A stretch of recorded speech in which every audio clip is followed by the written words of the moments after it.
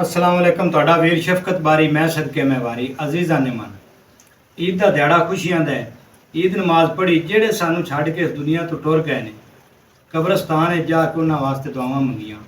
ਪਰਦੇਸ ਦੇ ਵਿੱਚ ਜਿਹੜੇ ਸਾਡੇ ਕੋਲ ਪਰਦੇਸੀ ਵੀਰ ਭਰਾ ਨੇ, ਬਾਲ ਬੱਚਾ ਛੱਡ ਕੇ ਭੈਣਾਂ ਭਰਾਵਾਂ ਨੂੰ ਛੱਡ ਕੇ ਤੇ ਬਾਹਰ ਦੇ ਮੁਲਕਾਂ ਦੇ ਵਿੱਚ ਮਿਹਨਤ ਮਜ਼ਦੂਰੀਆਂ ਕਰਦੇ ਪਏ ਨੇ, ਆਪਾਂ ਇੱਥੇ ਜ਼ਰਦੇ ਪੁਲਾ ਹਲਵੇ ਸੇਵੀਆਂ ਖਾਧੀਆਂ। ਮੈਂ ਦੁਆ ਮੰਗਣਾ ਵੀ ਇਹ ਮਿੱਠੀ ਈਦ ਉਹਨਾਂ ਵੀ ਖਾਧੀ ਹੋਵੇ ਭਰਾਵਾਂ।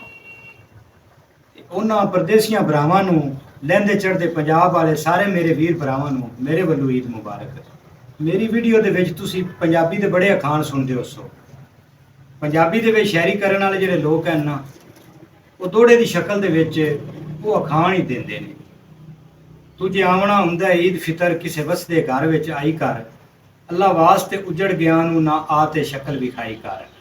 ਬਿਲ ਫਰਜ਼ ਜੇ ਤੂੰ ਆਉਣਾ ਹੁੰਦਾ ਹੈ ਤੇ ਸਾਡੇ ਉਹ ਪਰਦੇਸੀ ਵੀਰ ਭਰਾ ਵੀ ਨਾਲ ਲਿਆਈ ਕਰ, ਨਾ ਤਕਾਈ ਸਿੱਖ ਨੇ ਕਿਸੇ ਨੇਮਤ ਦੀ, ਨਾ ਗਰੀਬ ਰਵਾਵਣ ਆਏ ਕਰ।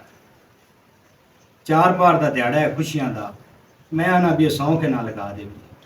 ਸਾਰਾ ਸਾਲ ਜੇ ਕਿਸੇ ਨਾਲ ਦੰਦ ਖੱਟੇ ਕੀਤੇ ਨੇ, ਕੋਈ ਮੂੰਹ ਬੁਲਾਰਾ ਕੀਤਾ ਹੈ ਤੇ ਹਰ ਗੱਲ ਬੁਲਾਉਂਦੇ ਆਇਆ ਜਾਂ ਤੇ ਸਾਰਿਆਂ ਨੂੰ ਈਦ ਮਿਲੀ ਆ ਦੇ ਰਿਸ਼ਤੇਦਾਰਾਂ ਨੂੰ, ਭੈਣਾਂ ਭਰਾਵਾਂ ਨੂੰ, ਬੇਲੀਆਂ ਸਜਣਾ ਨੂੰ, ਤਾਂ ਜੇ ਇਹ ਸਾਡੀਆਂ ਔਲਾਦਾਂ ਸਾਡੇ ਕੋਲ ਇਹ ਤਰਬੀਅਤ ਲਵਣ, ਇਹ ਉਹਨਾਂ ਨੂੰ ਤਰਬੀਅਤ ਆ ਜਾਵੇ ਵੀ ਕੱਲ ਨੂੰ ਅਸੀਂ ਵੀ ਕੋਈ ਚੰਗੀ ਖੈਸ਼ ਕਰਨੀ ਹੈ ਤੇ ਇੱਕ ਦੂਜੇ ਨਾਲ ਚੰਗਾ ਸਲੂਕ ਕਰਨਾ ਹੈ ਤੇ ਖੁਸ਼ੀ ਦੇ ਦਿਹਾੜੇ ਇੱਕ ਦੂਜੇ ਦੇ ਗਲੇ ਮਿਲਣਾ ਹੈ। ਇਹ ਨਾ ਹੋਵੇ ਵਿਚਾਰ ਭਾਰ ਦਾ ਦਿਹਾੜਾ ਹੈ ਖੁਸ਼ੀਆਂ ਦਾ, ਇਹ ਅਸੀਂ ਮੂੰਹ ਕੋੜਾ ਕਰਤੇ ਲਗਾ ਲਈਏ।